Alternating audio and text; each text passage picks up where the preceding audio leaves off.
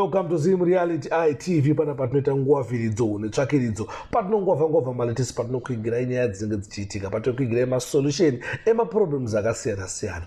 Timu yangu kuSouth Africa, especially team iri paDurban apa, mawanirwa Nyasha, because kuna Madzibaba wanetsa pamasocial media, wanetsa paFacebook, wanetsa paYouTube, wanetsa paTikTok, wanetsa pese. Madzibaba vari kunzi vari kubatsira vanhu vanenge vaine matambudziko, vari based in Durban.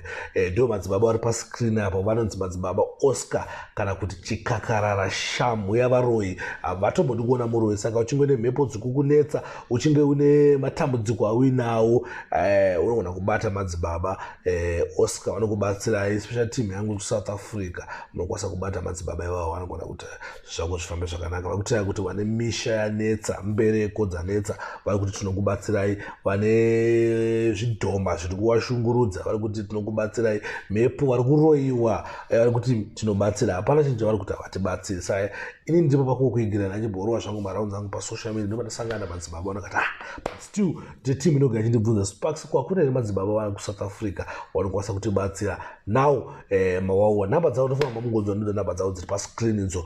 Ndangodzisa pascreen kuti mugara muchidziura, ndo namba dzamadzibaba idzodzo. Kana pachinge paina vane kuSouth Africa vada kubatsirwa, vanonga vachidawo ma-1-on-1, vanokwanisa kuvabata vachienda ikoko kwachinobatsirwa. Because the reason why sometimes ndichitaura about nyaya dzemapostori, nyaya dzemapasta, nyaya dzen'anga, nyaya dzechipa napo, inyaya kuti vanhu vazive vakwanise kubatsirika mumatambudziko vanenge vainawo, so that Mwari vanovaitira zvakanaka.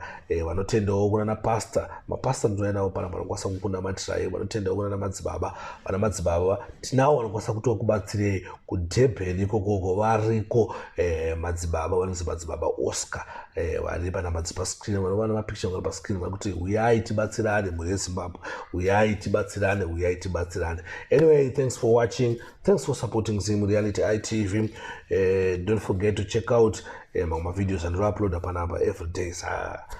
Guys, now subscribe, please don't forget to subscribe Zim Reality TV, so that anytime I upload something brand new, unowana notification inosvika kwauri. Oyo, thank you.